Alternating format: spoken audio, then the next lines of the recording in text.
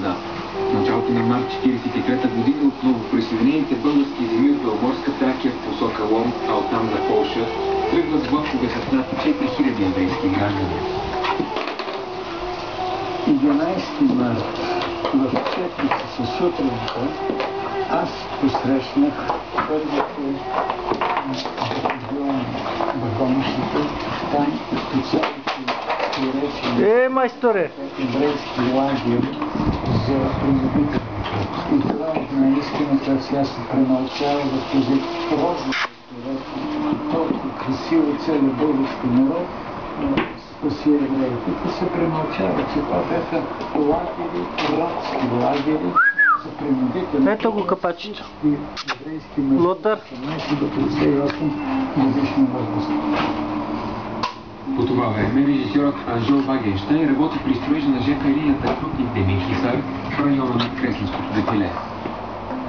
Предмръзна, голи, с един умрял човек в вагонче, с вестници, едно новородено бебе, с възрастни хора. Те не знаеха къде отиват. А може би да са знаели, но се самозадържанаха, че отиват там. Те не можеха и да бягат. За разлика от македонските евреи, тези не знаеха български. Балканските евреи говорят на един средновековен испански език и аз ги заговорих на испански.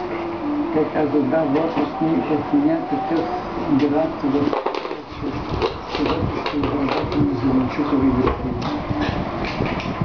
В полката нищува веднъж. Пак един пост. О, майсторе!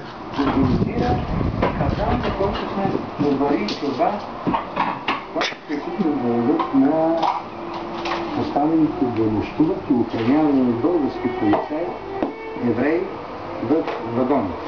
Вместо население е реагирало с очи.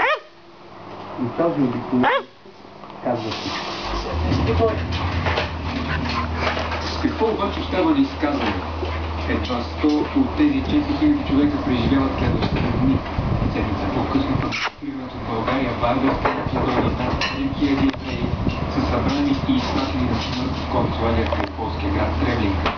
Пише ли за това обаче в българските учебници по история? Отговорено.